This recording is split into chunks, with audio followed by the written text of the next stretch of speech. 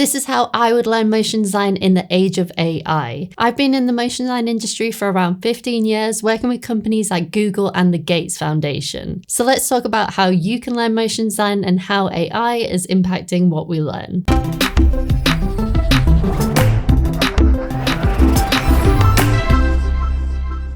So last year I put a video out about how I would learn motion design if I could start over. I wanted to do a little update to that video talking about how I would learn motion design, but also considering some of the new tools that are coming out and also how AI is affecting what we learn. Now, some of these tools are definitely making our jobs easier, but is that always a good thing for motion designers? Because there are so many tools out there, I often get questions like, should I be learning Cinema 4D or Blender? Should I learn Procreate Dreams? Do I even need to know After Effects now? With so many tools, it is really confusing, and that's not even considering the AI tools. So in this video, we're going to discuss my 7 principles of learning motion design, and I'm going to talk about how AI is affecting that. Now, my first learning principle is don't get distracted. You need to concentrate on learning one thing at a time. I know this is really difficult. There's lots of shiny objects out there, lots of things to distract us, lots of new and exciting things coming out all the time, and you're probably scared that you're going to get left behind.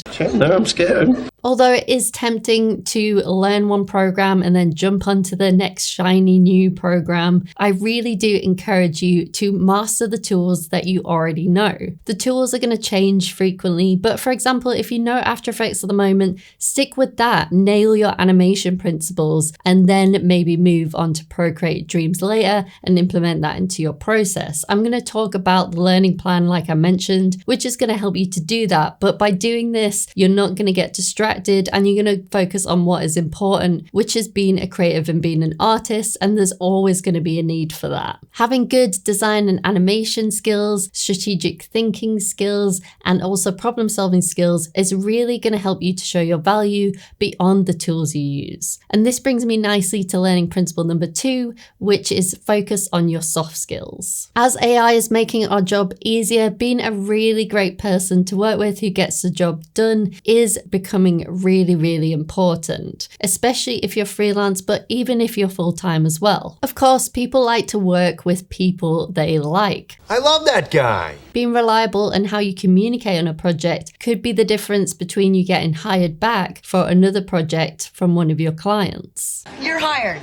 Of course, we also need to talk about how you market yourself. This wouldn't be a Motion Hatch video if we didn't talk a little bit about developing your marketing skills. You could be the most incredible motion designer in the whole world, but if no one knows you exist, then of course they can't hire you. You need to put yourself and your work out there, and I know as a creative, it can be really difficult. It's not something that comes naturally to us, and we kind of think selling is icky sometimes, but I'm here to tell you that it doesn't have to be like that. I'm on a mission to help you to network more easily and help you to put your work out there. Check out my free course where I'll teach you the quickest way to get motion design clients, how to write cold emails, top tips for finding new clients or jobs even if you're just starting out, productivity hacks that will help you to manage your time, and my secret to getting consistent clients. I'll leave the link below this video in the description. So when you're learning new skills, the obvious thing to do is to do online courses or tutorials. But the problem with this is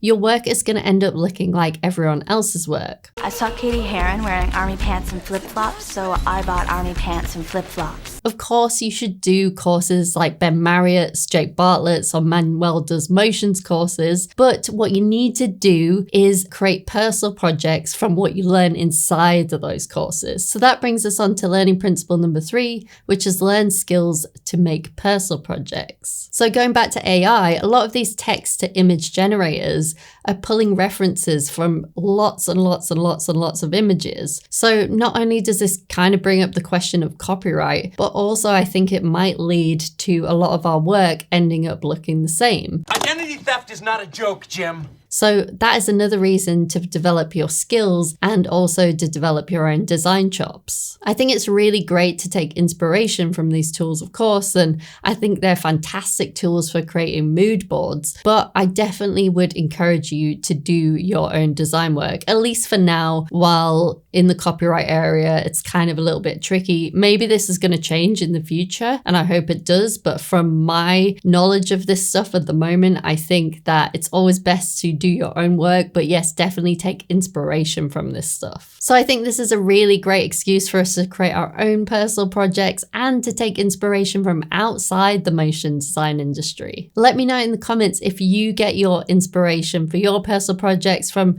anywhere kind of strange. You know, I'm thinking like architecture, fashion, all of these types of places. So let me know in the comments below if you have an unusual place where you take inspiration from. So my fourth learning principle is to create a learning plan. We have this sense that we need to learn things right now, otherwise we're going to be left behind and no one's going to hire us. But what I found happens for myself is if I don't create a learning plan for myself, I end up being so overwhelmed that I end up learning nothing. So like most things in my business, I like to break up my learning into 4 quarters. So Q1 could be learning Procreate Dreams, Q2 could be learning more about storytelling, Q3 could be learning how to do character design, and Q4 could be learning how to get clients. Now I bet you know where to go if you want to learn more about that. I'll leave our course in the link below this video in the description. Now of course you can add anything you want here. You could learn more about how to use some of the newer AI tools and how to implement them into your process. The best way that I found to learn is to be around other professionals. So this brings me on to learning principle number 5, get around other pros. I think this is extremely important if you're just starting out in your career. When I was starting out as a motion designer, I learned so much from other motion designers. It's also a fantastic way to grow your network. So if you're just starting out, I definitely would recommend trying to get a job in a studio because this helps you to learn so much about motion design, but also about working with clients. This year, Motion Hatch are going to be doing many more events, so I recommend signing up to our newsletter so you can find out when the next event is happening near you. I'll leave the link below this video.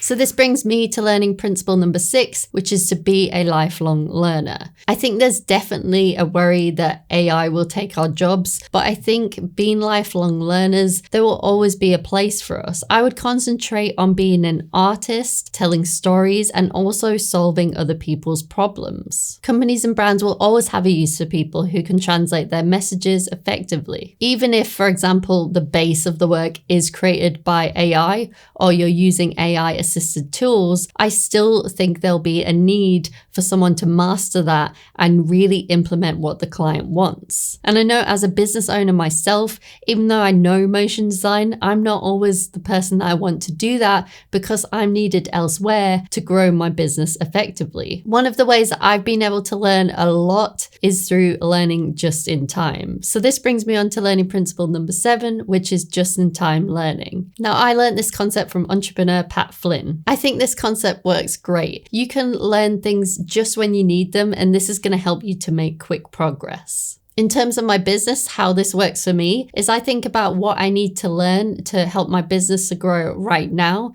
and then I learn that just in time. This helps you to avoid being distracted and also to implement what's working right now. One thing you absolutely must learn to do as a motion designer is to craft an amazing showreel, but it's actually one of the hardest things to do. So to make it easy for you, here's my step-by-step guide in this video.